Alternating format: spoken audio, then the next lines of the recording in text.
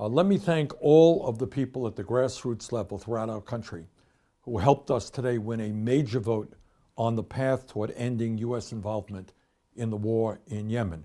But let me caution everybody, given the extremely obscure and complicated rules of the United States Senate, this fight is far from over.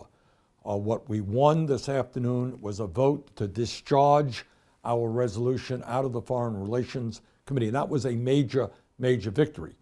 But what we have got to do is continue our effort to make sure that we end up winning the resolution to proceed, to go forward.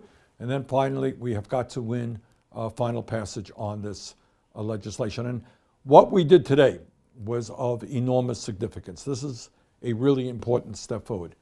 And what this fight, as you all know, is about is three fundamental things. Number one, what's going on in Yemen now is a horrific humanitarian disaster. We're talking about the reality of 85,000 children in the last few years starving to death. And what the United Nations tells us is that millions more people are facing imminent starvation. In Yemen today, which has always been a poor country, but in Yemen today, what we're looking at is 10,000 new cases every single week of cholera, which then lays people open to all kinds of other illnesses and death. So what we are saying is that the United States of America, in our resolution, has got to get out of that war. And instead of being part of the killing in Yemen, we have got to do everything we can to bring peace to that country and humanitarian aid so that we stop this horrific humanitarian disaster. Second thing that this resolution does is it tells the despotic dictatorship in Saudi Arabia that we are no longer going to be an appendage to their military adventurism. While Yemen has always been a poor country, the famine and the death there right now, the people dying, is a result of Saudi-led intervention in an ongoing civil war. And what we are saying in this resolution, which moved forward today, is that the United States will not continue to be part of that intervention.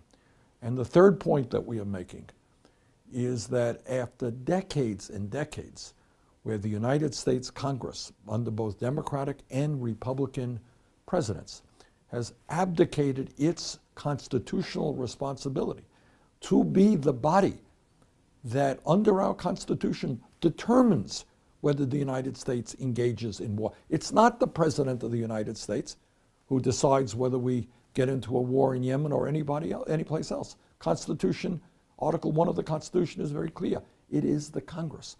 So what this resolution does for the first time is it says Congress is going to take back its constitutional responsibility for engaging in war. So this is a very, very big deal.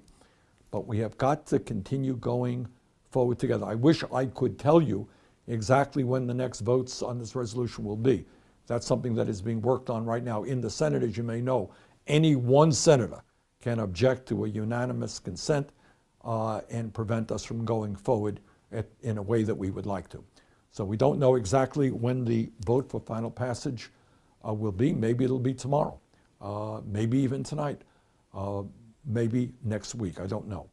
But let us keep going together. Let us put pressure on the United States Senate, and let us make it crystal clear to the world that the United States of America is not going to continue to be part of this horrible Saudi-led intervention in Yemen's civil war, which is causing so much death and so much misery. Let's keep going together. Thank you very much.